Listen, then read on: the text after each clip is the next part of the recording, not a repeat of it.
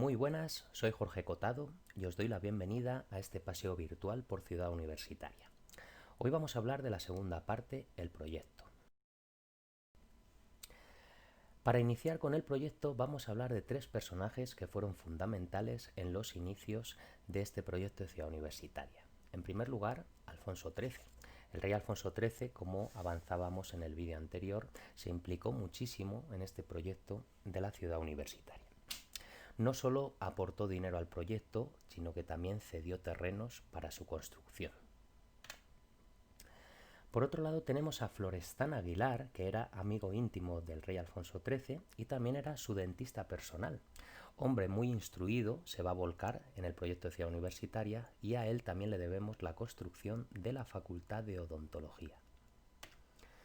Y finalmente hay que hablar de Modesto López Otero, director de la Escuela de Arquitectura, fue nombrado como director también del proyecto de Ciudad Universitaria.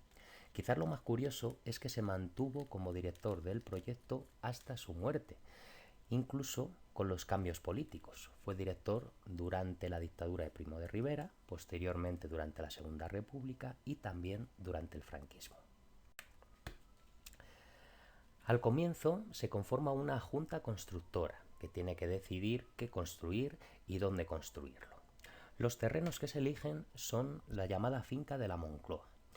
Este lugar o estos terrenos abarcaban alrededor de 320 hectáreas. Tradicionalmente había sido una zona de recreo que perteneció durante muchos años a los reyes de España. Estos terrenos fueron cedidos al Estado y aquí es donde se decide construirla. Era una zona muy amplia, aunque tenía también sus problemas. Muchas de las zonas tenían terrenos muy blandos y muchos acuíferos en el subsuelo, lo que ocasionó diferentes problemas en algunos de los edificios. También hubo que crear algunas obras de ingeniería, entre las que destacamos el viaducto de los 15 ojos, proyectado por Eduardo Torroja. Aparte de esto, se forma un viaje preparativo. Este viaje preparativo fue financiado por la Fundación Rockefeller. Entonces varios miembros de esta junta constructora viajan por todo el mundo observando los centros universitarios de otros países para recabar ideas. Parece bastante claro que este viaje abrió nuevas perspectivas al proyecto. De entre los diferentes países, Alemania fue muy influyente. Por ejemplo, aquí tenemos el diseño de la Biblioteca Universitaria de Leipzig, que es prácticamente igual a la Facultad de Filosofía y Letras. Pero podemos decir que para el proyecto final lo más influyente fueron los campus de Estados Unidos. El propio López Otero comentaba: lo más perfecto lo encontramos en América, por construir no solo centros aislados, sino verdaderas ciudades. Ejemplo de ello, la Universidad de Columbia. Por ello quería resaltar ciudad. El proyecto va a destacar por ser una auténtica ciudad, no solo centros para estudios, sino que abarque todo lo que necesita el estudiante. En el primer proyecto de Ciudad Universitaria ya se ve el sentido que se le quiere dar. Numerosos edificios como facultades o centros de estudios, pero también amplias zonas verdes para el paseo, zonas deportivas, residencias de estudiantes, edificios de rectorado. Todo esto se quería incluir aquí. Un proyecto como este evidentemente también necesitaba de transporte, ya que era una zona por aquel entonces poco accesible desde Madrid. Por ello se proyecta la construcción del tranvía. Y también se organizarían sorteos de lotería para financiar el proyecto. Antes hemos hablado de Modesto López Otero como director del proyecto. Sin embargo, había muchos edificios que construir. Por ello, se seleccionan varios arquitectos jóvenes recién titulados en arquitectura para llevar a cabo estos proyectos. Eso sí, siempre bajo la dirección de Modesto López Otero. No podemos nombrar a todos, que se nos haría muy largo, pero bueno, algunos de ellos, por ejemplo, Miguel de los Santos o Agustín Aguirre, que tuvieron dilatadas carreras como arquitectos en España, o por ejemplo, Sánchez Arcas, un arquitecto con mucha proyección que se ve obligado a marcharse al exilio en plena guerra civil y que posteriormente participó en la reconstrucción de Varsovia tras la Segunda Guerra Mundial. También, evidentemente, hacía falta ingenieros y entre todos ellos hay que destacar a el ya nombrado Eduardo Torroja, sin duda uno de los mejores ingenieros de nuestra historia. Una vez ya conformado el proyecto, comienza la construcción. La construcción de los diferentes centros, ya hemos visto que de lo primero que se comienza a construir es el conjunto de ciencias médicas. En realidad, todos los edificios se les quería dar un mismo estilo, o por lo menos que tuvieran homogeneidad entre ellos. El principal material utilizado va a ser el ladrillo, que va a ser el principal material para todas las fachadas. Los edificios tienen toques racionalistas, intentan que cada facultad se adapte a los estudios pese a esta homogeneidad entre los edificios. Como características podemos hablar de numerosas ventanas, lo vemos en el proyecto del clínico, y también zonas abiertas entre los edificios, como podemos ver aquí. Aparte de esto, a los edificios de las facultades se les quiso dar un toque clásico o del clasicismo y por ello muchos de ellos tienen columnas a su entrada e incluso algunos vestíbulos están decorados al estilo clasicista. Mención aparte merece la central térmica, un edificio muy original creado en 1935. De hecho, recibió el Premio Nacional de Arquitectura.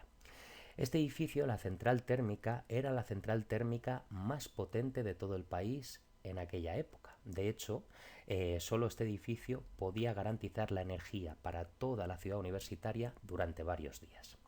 Lamentablemente, durante la Guerra Civil sufrió muchos daños. Posteriormente fue reconstruida, todavía hoy se conserva, aunque sí es verdad que cambia bastante del modelo original. Aquí tenemos que hablar de reconstrucción. Ya hemos pasado la Guerra Civil, entonces el proyecto se mantiene a grandes rasgos, pero se incluyen algunas modificaciones, algunas de ellas muy ambiciosas. Por ejemplo, aquí tenemos la otra maqueta de la de la Facultad de Medicina, en la que sería el proyecto de reconstrucción. Podemos destacar, por ejemplo, el enorme embarcadero que se proyectó, nunca llegó a ser construido, pero era un proyecto, la verdad es que magnífico. También podemos ver el gran estadio, si se construyeron las instalaciones deportivas, aunque el estadio finalmente era menos ambicioso del que se había proyectado en un primer momento. También hablamos del Paraninfo, el Paraninfo de San Bernardo. Hubo un proyecto para crear un Paraninfo en el centro de la ciudad universitaria. Un proyecto muy ambicioso con amplias zonas para pasear y un edificio espectacular como sede de rectorado y como gran Paraninfo. Este edificio nunca se llegó a construir. El edificio que sí se construyó finalmente por Modesto López Otero fue el Arco del Triunfo, que simboliza como una entrada desde Moncloa hacia la ciudad universitaria y celebra la victoria del bando nacional en la Guerra Civil. Esta homogeneidad que se pretendía se va a romper completamente en los años 60. A partir de los años 60, los nuevos edificios que se van construyendo van a beber de otras influencias arquitectónicas y esto se va a notar muchísimo. Hay mucha gente que opina que esto no se debería haber hecho. Entre los edificios podemos destacar varios. Por ejemplo, de los primeros es la Facultad de Biología, realizada por Moreno Barberá. Este edificio ya contiene otros aspectos arquitectónicos, como hablamos, ya prescinde del ladrillo, utiliza principalmente hormigón y popularmente en Ciudad Universitaria se le conoce como la caja de cerillas, muy criticado por su diseño. Otro edificio muy destacado, la Facultad de Ciencias de la Información.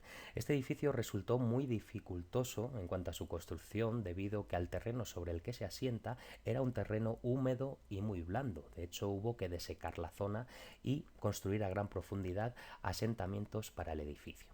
Es un edificio de toque brutalista. Su construcción la verdad es que es muy compleja, ha recibido varios premios de arquitectura, tanto como la dificultad de su asentamiento como por la forma que contiene. A pesar de todo esto, sí hay que celebrar algunos edificios impresionantes, seguramente el mayor de todos lo conocéis, la sede del IPCE o la Corona de Espinas, proyectada por Fernando Higueras allá por 1970. Y por último vamos a hablar del Real Jardín Botánico Alfonso XIII. Ya en 1927 existió el proyecto de jardín botánico, aunque no se construyó hasta el proyecto de 1997, mucho tiempo después. Este jardín botánico se sitúa entre las facultades de farmacia y biología, muy orientadas para los laboratorios de estas facultades. Hoy en día es un paraíso dentro de la universidad donde poder dar un paseo y disfrutar de la naturaleza. Podemos encontrar más de 1000 especies vegetales, también hay una zona con un lago, incluso un surtidor que, bueno, una especie de geyser que le da encanto al entorno. Bueno, pues hasta aquí el proyecto, espero que os haya gustado, nos vemos en el siguiente vídeo.